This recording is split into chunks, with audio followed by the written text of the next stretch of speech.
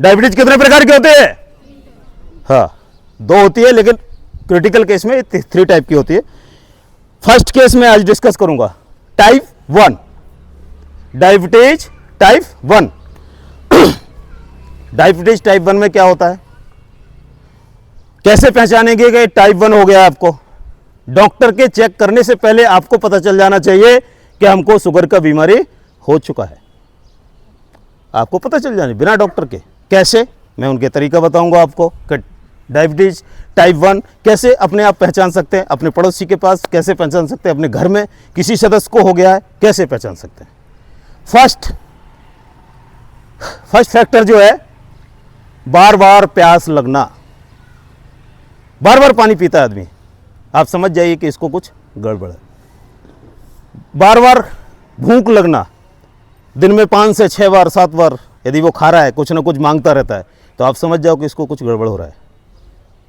और जब बार बार पानी पिएगा तो बार बार पेशाब करने भी जाएगा। तो तीसरा टाइप है, उसका फैक्टर है बार बार पेशाब लगना, बाथरूम जाना। चौथा फैक्टर बताने जा रहा हूं,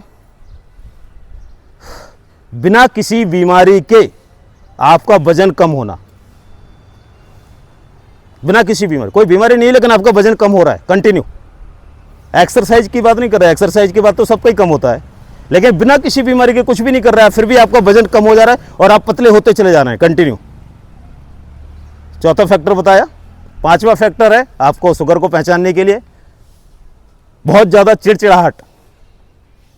घर में परिवार में कोई छोटी सी बात होती है, हाँ तू तो ऐसे ही है, तू तो वैसे ही है, तू ये क्यों बात करता, फालतू, बस चिड़चिड़ाहट, माइंड में चिड़चिड़ापन होता है। 5 फैक्टर बताए। छठवां फैक्टर बताने जा रहा हूं, कमजोरी महसूस करना।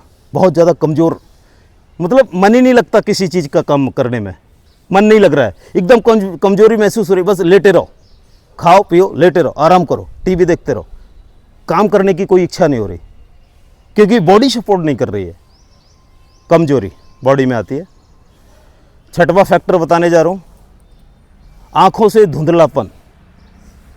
यदि आंखों से कुछ धुंधला सा दिखाई देने लगता है अपन को, हल्का हल्का, कई बार क्या होता है अपन जनरल है लेकिन कभी कभी बीच में एकदम धुंधला सा हो जाता है, अपनी आंखें बराबर खुल रही लेकिन प्रॉपर नहीं दिख रहा है, प्रॉपर फ्लेक्सिबल नहीं हो रहा है, देख नहीं पा रहे हैं, व्यू नहीं हो रही प्रॉपर। तो ये जो 6 फैक्टर बता रहे हैं हम, ये काय के लिए है? शुगर के लिए। शुगर की बीमारी टाइप 1। शुगर का टाइप 1 जो है उसका हमने डिटेल बताया आपको कि इस प्रकार से आपको पता चलेगा कि बिना डॉक्टर के चेक किए हुए भी कि हम पहचान सकते हैं कि हमारे परिवार में किसी को शुगर का बीमारी हो गया है, ये तो आपको चेक करा लेना चाहिए। ठीक है, अब जो टाइप 1 की बीमारी है इसमें होता क्या है और कैसे इससे निजात पा सकते हैं, तो मैं बता दे रहा हूँ। टाइप 1 की जो बीमारी है शुगर की, ये लाइलाज बीमारी है, इसकी दवाई नहीं है। इसलिए बोलते हैं कि शुगर का बीमारी सबसे ज़्यादा खतरनाक बीमारी है, क्योंकि इसके लिए इलाज ही नहीं है। इसमें एक ही इलाज है, इंसुलिन का इंजेक्शन लेते रहिए। तो ये इलाज नहीं हुआ, ये टाइम पास हुआ कि आप अपनी ज़िंदगी का टाइम पास कर रहे हैं, कि जितना ज़्यादा जीना है आप दवाई बराबर लेते रहिए। इंसुलिन का इंजेक्शन डॉक्टर से मिलके उनके सजेशन से आप इंसुलिन का इंजेक्शन लेते रहिए।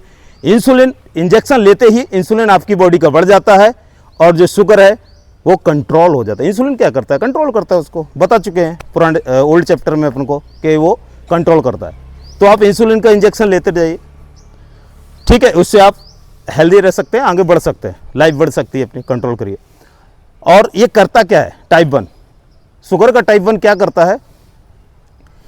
टाइप 1 क्या करता है कि आपका जो हार्ट है इसके ऊपर अटैक करता है।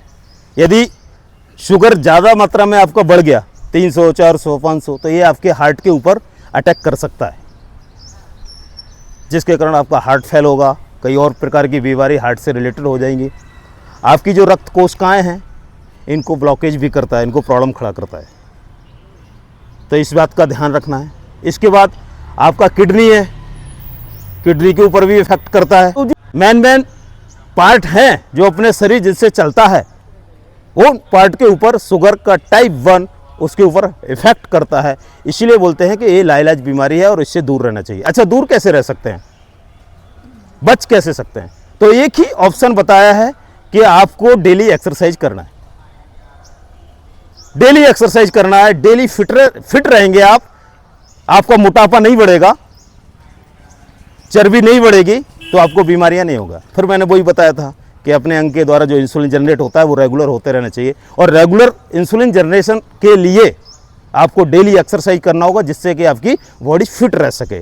आप बॉडी फिट है, आप अच्छे से है, आपका जो एक्स्ट्रा फैट है वो धीरे धीरे रिलीज होता जा रहा है, तो आपका जो पैनक्रियाज है वो इंसुलिन का जनरेशन बराबर करता रहता है, बराबर करता रहेगा। तो यदि आपको होने वाला है शुगर लेकिन होगा नहीं, मान लीजिए कि 100 का टारगेट है, यहाँ पे यदि ये टच हो जाएगा तो शुगर आपको हो जाएगा, इंसुलिन बंद हो जाएगी। तो आप जैसे जैसे 40, 45, 50 साल पे चले जा रहे हैं, इसके बाद जब यहाँ पास में पहुँचने वाले और आपने एक्सरसाइज चालू कर दी तो थोड़ा सा बढ़ेगा, फिर वापस होना चालू कर देगा, क्योंकि आपने एक्सरसाइज चालू कर दी अब। लेकिन आप 40 से 50 साल तक एक्सरसाइज किए ही नहीं, तो वो क्या है, वो धीरे धीरे जो इंसुलिन का जनरेशन है वो कम होता जा रहा था। लेकिन आपने जागरूक हो गए, एक्सरसाइज करना चालू कर दिया, तो वो हो तो रहा था लेकिन वो रिटर्न हो गया, फिर से जनरेशन चालू हो गया, तो आपको शुगर नहीं होगा। एक सिंपल सा फैक्टर है। तो इसी प्रकार की नई नई जानकारियां हम आपके साथ लेके आते हैं, और यदि आपने सर्वोदय हेल्थ क्लब का यूट्यूब चैनल सब्सक्राइब नहीं किया है तो सब्सक्राइब कर लीजिए और हेल्थ से जुड़े रहिए। इसी प्रकार से नई नई इन्फॉर्मेशन के लिए हम साथ में आएंगे, और आप चाहते हैं कि यदि किसी और टॉपिक के ऊपर वीडियो बनाई जाए तो कृपया आप भी कमेंट कर दीजिए, मैं उस बीमारी के बारे में, उस टॉपिक के ऊपर वीडियो लेके आऊँगा। धन्यवाद, खड़े हो जाइए।